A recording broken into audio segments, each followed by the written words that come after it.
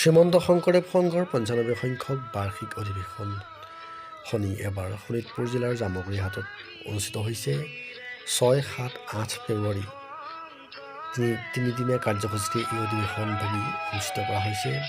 এই অধিৱেশনখনিৰ পৰিৱেশনো কেনেকুৱা তাকে এই ভিডিঅ'ত আপোনালোকে চাব পাৰিব।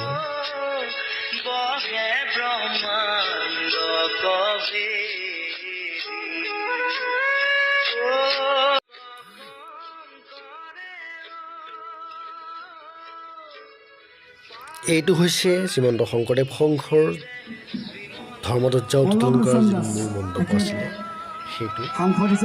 ইয়াৰ উপৰিও ইয়াত বিভিন্ন ধৰণৰ কাৰ্যসূচী অনুষ্ঠিত কৰা হৈছিলে, ভাওনা অনুষ্ঠিত কৰা হৈছিলে।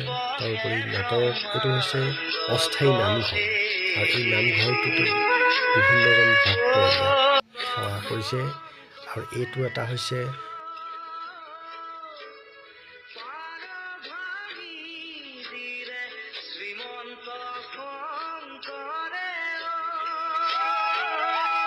শ্ৰীমন্ত শংকৰদেৱ সংঘৰ এটা আটাইতকৈ ভাল লগা কথা হৈছে সেৱা বাহিনী, আৰু এইসকল হৈছে তাৰে স্বেচ্ছাসেৱক।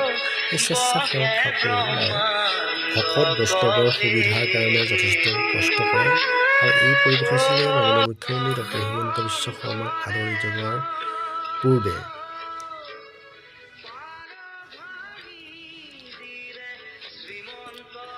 এয়া হৈছে শিবিৰৰ দৃশ্য।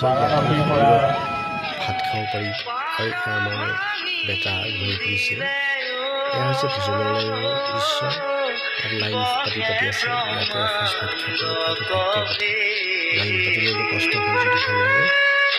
বিভিন্ন ধৰণৰ প্ৰদৰ্শনীৰ ব্যৱস্থা কৰা হৈছে ইয়াতে, আৰু এই প্ৰদৰ্শনীসমূহতে ভকত বৈষ্ণৱসকলে ফটো উঠা দেখা পোৱা গৈছে। প্ৰদৰ্শনীও শংকৰদেৱ সংঘৰ বাৰ্ষিক অধিৱেশনৰ এটা অন্যতম আকৰ্ষণীয় কেন্দ্ৰবিন্দু। আৰু এয়া হৈছে এই শিবিৰসমূহ। এই শিবিৰসমূহ হৈছে বিভিন্ন জিলাৰ নম্বৰসমূহ মাৰি থোৱা হয়, আৰু এই শিবিৰসমূহতে বিভিন্ন জিলাৰ পৰা অহা ভকতসকলে ইয়াতে নিশা কটায়। এইটো হৈছে নগাঁও জিলাৰ এটা শিবিৰ। আপোনালোকৰ ভিতৰৰ পৰিৱেশটো দেখাবলৈ যত্ন কৰিছোঁ, চাবচোন কেনেকুৱা ধৰণৰ শংকৰদেৱ সংঘৰ শিবিৰ। এয়া দেখিছে বিভিন্ন প্ৰান্তৰ পৰা অহা নগাঁও জিলাৰ ভকত বৈষ্ণৱসকলে তেওঁলোকে নিশা ইয়াতেই কটায়। ৩ দিন ধৰি তেওঁলোকে ইয়াতেই কটায়। ঘৰৰ পৰা অৱশ্যে কাপোৰ কানি সুন্দৰকৈ লৈ আহে। ইয়াতেই ভকত বৈষ্ণৱসকলে সৰুৰ পৰা ডাঙৰলৈকে ইয়াতেই কটোৱা দেখা পোৱা যায়। খোৱা বোৱা সমস্ত ব্যৱস্থা ইয়াত তেওঁলোকে নিজে কৰে, আৰু কিছুমান কৰিবও পৰা যায়, তাতো সুবিধা কৰি দিয়া হয়। এই শিবিৰসমূহ বৰ আটক ধুনীয়াকৈ তেওঁলোকে নিৰ্মাণ কৰি উলিয়াইছে। বিভিন্ন জিলাৰ শিবিৰসমূহৰ কাৰণে কিছুমান ইয়াত নম্বৰ অনুযায়ী দিয়া হৈ আছে, আৰু ডাষ্টবিনৰ ব্যৱহাৰ কৰিবৰ কাৰণে সুন্দৰ ব্যৱস্থা কৰি দিয়া হৈছে। ব্যৱস্থাখিনি দেখি সঁচাকৈ ভাল লাগিছে। আৰু এইটো হৈছে শংকৰদেৱ সংঘৰ এটা পৰম্পৰা নিচিনাই হৈ পৰিছে অধিৱেশনৰ। কি সুন্দৰ ব্যৱস্থাপনা, যাতে ভকত বৈষ্ণৱসকলে কোনো ধৰণৰ কষ্ট নাপায়।